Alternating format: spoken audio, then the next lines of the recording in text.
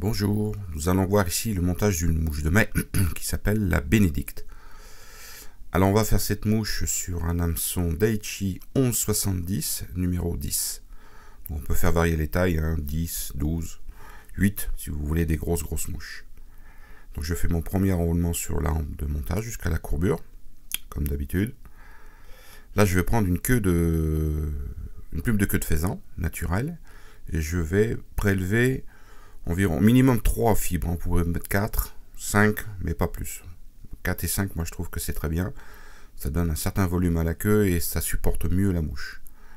Donc là je vais placer les fibres sur l'hameçon. Donc je les pose sur le côté avec la file de montage. Quand je les attache, les fibres basculent par-dessus. Voilà. Donc je m'assure que les fibres soient bien au-dessus de la hampe de l'hameçon. Voilà. Donc là, il faut faire des ligatures. Alors moi, je ligature sur toute la hampe. C'est pour toujours avoir un corps régulier. Hein, c'est ce que je fais toujours. Donc on va couper l'excédent. Voilà. Et là, je reviens. Et je vais enrouler un petit peu. On va reculer la queue un peu. Vous voyez, on n'est pas tout à fait à la courbure. Donc je tiens mes fibres.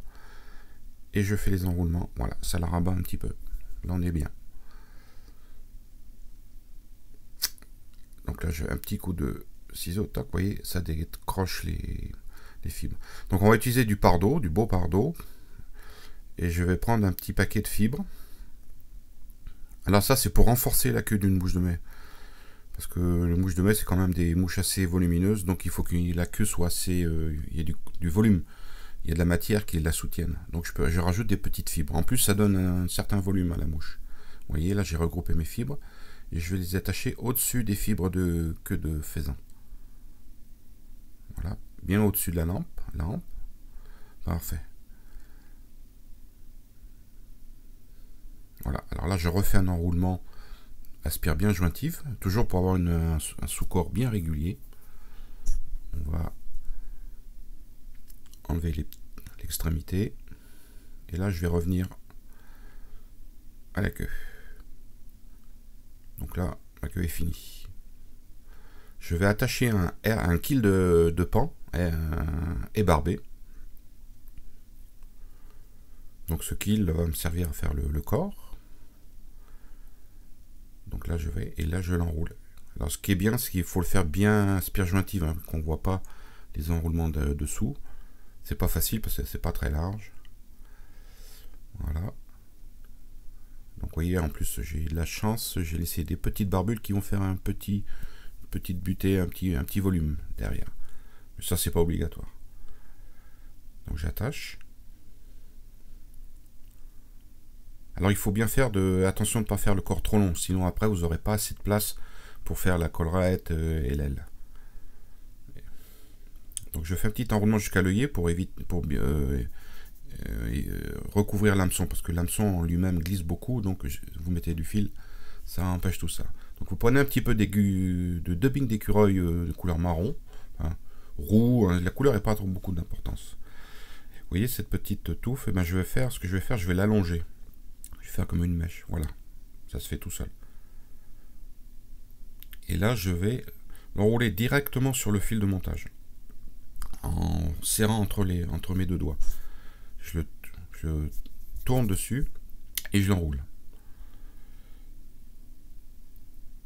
Voilà, ça fait un tout petit thorax. Donc maintenant on va passer à la collerette. Alors la collerette, je vais la faire en poil d'oreille de chevreuil, teinté jaune. Donc là il faut prendre des poils assez longs. Généralement sur les oreilles de chevreuil vous avez des poils qui sont assez longs. Donc je fais exactement comme pour une collerette en poil de lièvre. Donc je coupe au ras de la peau. J'enlève un petit peu tout ce qui est mal placé, tout ce qui est mal aligné. Je reprends par l'extrémité et puis je vais enlever un petit peu sur la base. Voilà. Ça va éclaircir. Il faut que ça soit propre. Donc je coupe un peu la base pour que ça soit bien droit. Et voilà. La touffe de poil est prête. Donc je fais une boucle, un dubbing loop. Je passe autour. Voilà, donc je vais prendre mon twister à dubbing et je vais le mettre en attente en plaçant les deux crochets dans la boucle. Et j'insère ma touffe de poil dans la boucle. Alors là, il faut faire assez long. Hein. Il faut mettre, vous voyez, le côté gauche est assez long. Je le mets un peu plus long. Et c'est comme ça que vous réglez la longueur de votre collerette. Donc vous coupez un peu la base. Voilà. Et quand tout est bien placé, vous enroulez.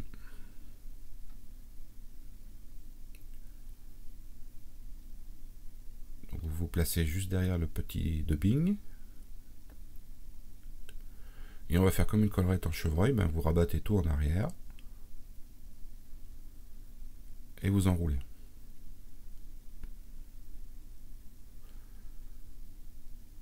Donc il faut faire attention de ne pas trop se rapprocher de l'œillet. Hein. Il faut quand même laisser un petit espace entre la collerette et l'œillet, sinon vous n'aurez pas de place pour mettre le dernier élément qui est la plume de perdrix. Voilà. Donc une fois que vous avez tout enroulé, vous bloquez bien. Et je coupe. Donc avec le fil de montage, je vais bien tasser tout ça et faire une petite plateforme pour pouvoir attacher l'extrémité de la plume de perdrix qui va venir.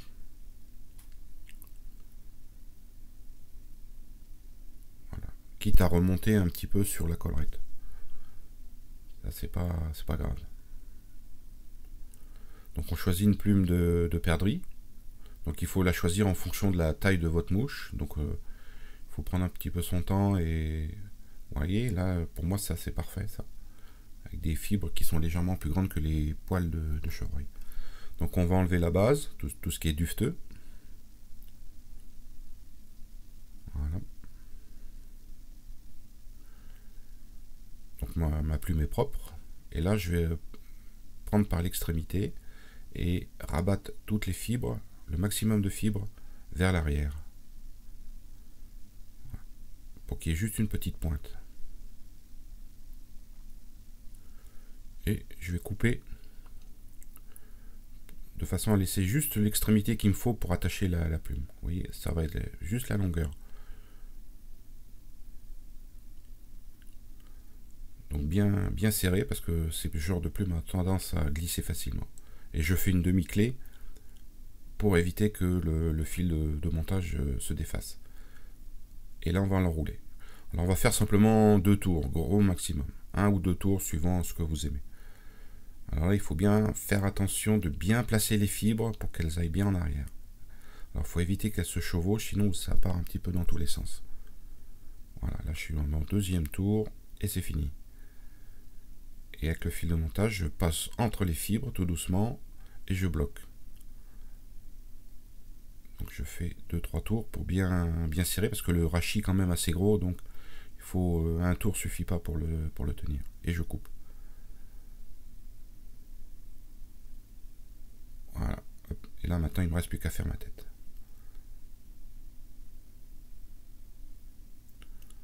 Donc il reste un tout petit morceau sous l'œillet, là on va l'enlever. Voilà, terminé. Et je termine ma mouche par 2 demi-clés. 3. Là, cette fois-ci j'en ai fait 3. Donc là je rabatte toutes les fibres voilà, vers l'avant pour lui donner un volume, pour leur mettre toutes les fibres. Donc ma mouche est terminée. J'ai les petites mouches de mai. L'avantage c'est que ça ne vrille pas le fil, donc vous pouvez pêcher avec un bas de ligne assez fin. Donc avec la pointe de mon ciseau, là je vais placer les fibres de faisan de façon qu'elles s'écartent bien, pour faire la queue. Nickel. Et maintenant on va mettre un petit coup de cyanolite, super glue, pour terminer tout ça.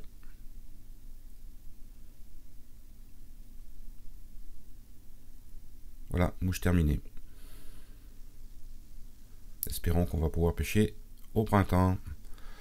Donc vous pouvez faire varier les couleurs. Vous voyez ici c'est du naturel avec perdrix naturel, en jaune et différentes couleurs. À bientôt.